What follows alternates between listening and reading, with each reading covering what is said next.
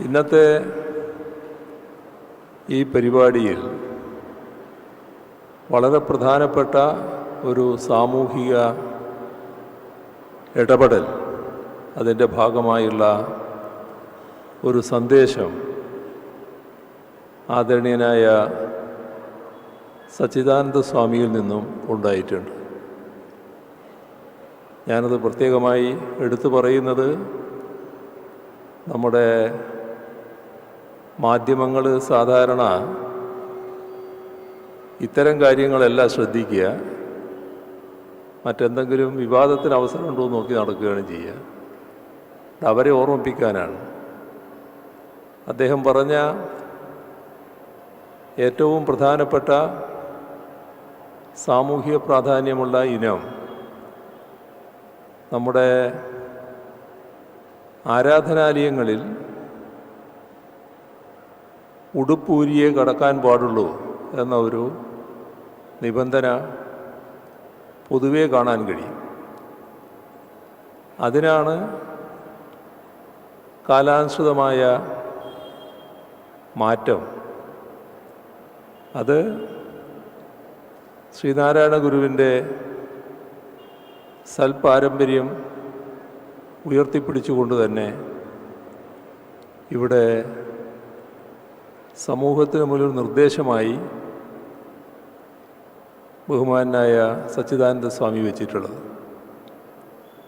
ഇത് വളരെ പ്രധാനപ്പെട്ട ഒരു സാമൂഹിക ഇടപെടലായി മാറാൻ സാധ്യതയുണ്ട്. ഈ വഴിക്ക് നമ്മുടെ പല ആരാധനാലയങ്ങളും നാളെ വരുമെന്ന കാര്യം ഉറപ്പാണ്. ആരെയും നിർബന്ധിക്കേണ്ടതില്ല. പക്ഷേ നമ്മുടെ നാട്ടിൽ നിലനിന്ന പല ആചാരങ്ങളും കാലാനുസൃതമായി മാറിയിട്ടുണ്ട് എന്നത് വസ്തുതയാണ്. അതിന് ഫലപ്രദമായി നേതൃത്വം കൊടുക്കുന്ന നിലയാണ് ശിവഗിരി മഠത്തിൻ്റെ ഭാഗത്തുണ്ടായിട്ടുള്ളത്. ശ്രീനാരായണ ബന്ധമുള്ള ആരാധനാലയങ്ങളെല്ലാം ഈ നിലയാണ് സ്വീകരിച്ചു പോവുക എന്ന് അദ്ദേഹം പറഞ്ഞത്. അത് ശ്രീനാരായണ ബന്ധമുള്ള ആരാധനാലയങ്ങൾ മാത്രമായിരിക്കില്ല, മറ്റ് ആരാധനാലയങ്ങൾ കൂടി ആ മാതൃക പിന്തുടരാനിടയാക്കും എന്നാണ് പ്രതീക്ഷിക്കുന്നത്.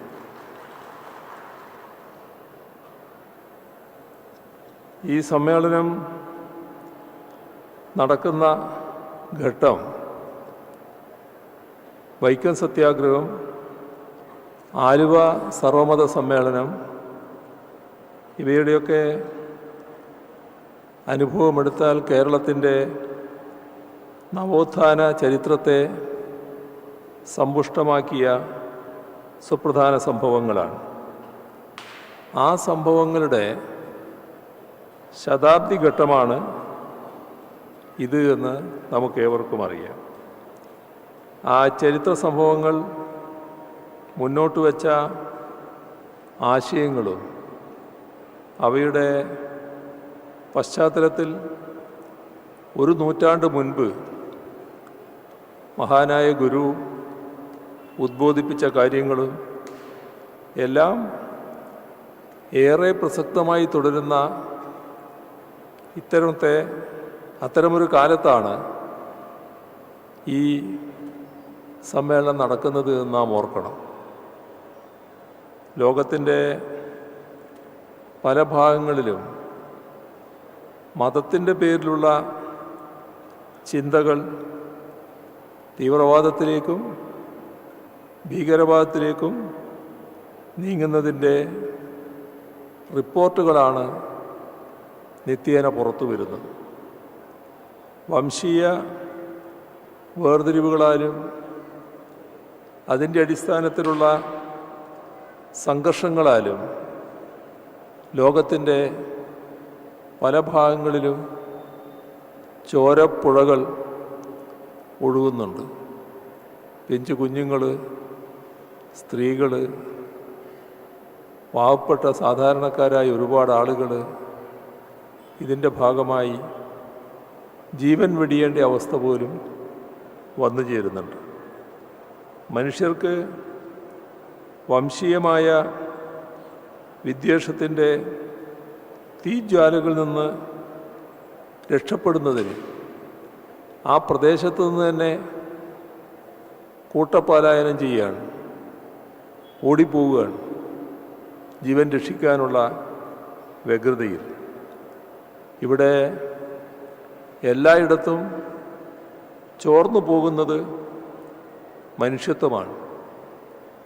അത് പാലസ്തീനിലായാലും അഫ്ഗാനിസ്ഥാനിലായാലും മണിപ്പൂരിലായാലും മറ്റെവിടെയായാലും ഓരോ വംശീയ സംഘർഷവും മുറിവേൽപ്പിക്കുന്നത് മനുഷ്യത്വത്തിനാണ്.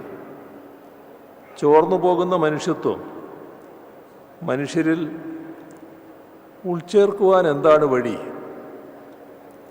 അത്തരമൊരു ആലോചനയിലേക്ക് നാം കടന്നാൽ ഗുരു സന്ദേശങ്ങൾക്കുള്ള പ്രസക്തി കൂടുതൽ വ്യക്തമായി വരും. ജാതിയുടെയും മതത്തിൻ്റെയും വംശത്തിൻ്റെയും പേരിൽ അക്രമം നടത്തുന്നവരിലേക്ക് പല മതസാരവും ഏകം എന്ന സന്ദേശം എത്തിക്കാൻ കഴിഞ്ഞാൽ അത് വലിയ തോതിൽ മാറ്റങ്ങൾ സൃഷ്ടിക്കും. കൊല്ലുന്നതും എങ്ങനെ ജീവികളെ എന്ന ഗുരുവിൻ്റെ കാവ്യശകലം എത്തിക്കാൻ ഇതോടൊപ്പം കഴിയേണ്ടതുണ്ട്. മതമേതായാലും മനുഷ്യൻ നന്നായാൽ മതി എന്ന ഗുരുവചനത്തിൻ്റെ വെളിച്ചവും എത്തിക്കാൻ കഴിയേണ്ടതുണ്ട്. മനുഷ്യാണാം മനുഷ്യത്വം ജാതി എന്ന മനുഷ്യൻ്റെ ജാതി മനുഷ്യത്വമാണ് ഗുരുവിൻ്റെ സന്ദേശം എത്തിക്കാൻ കഴിയണം. അതായിരിക്കും നിഷ്ഠുരതയെ മനുഷ്യത്വം കൊണ്ട് പകരം വെക്കാനും അങ്ങനെ വർഗീയ വംശീയ വിദ്വേഷങ്ങളെയും അവയുടെ അടിസ്ഥാനത്തിലുള്ള നരമേധങ്ങളെയും ഒഴിവാക്കാനുള്ള വഴി. അതുകൊണ്ടാണ് ഗുരു സന്ദേശങ്ങൾക്ക് സാർവദേശീയവും സാർവകാലികവുമായ പ്രസക്തിയുണ്ട് എന്ന് പറയുന്നത്. ഗുരു ജീവിച്ച് മനുഷ്യത്വം പടർത്തിയ മണ്ണാണിത്. അതുകൊണ്ടാണ് കേരളത്തിൽ വംശീയ വിദ്വേഷം അത്ര ഭീകരമായ തോതിൽ ആളിപ്പടരാതിരിക്കുന്നത്.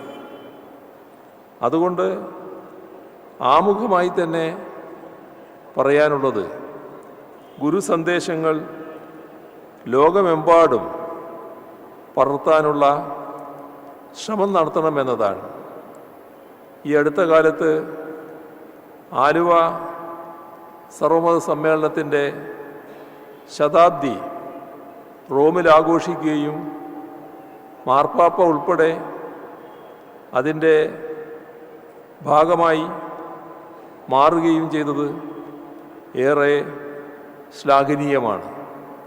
അത്തരം മുൻകൈകൾ ശക്തിപ്പെടുത്താൻ ഈ ശിവഗിരി തീർത്ഥാടനം ഉതകേണ്ടതുണ്ട്.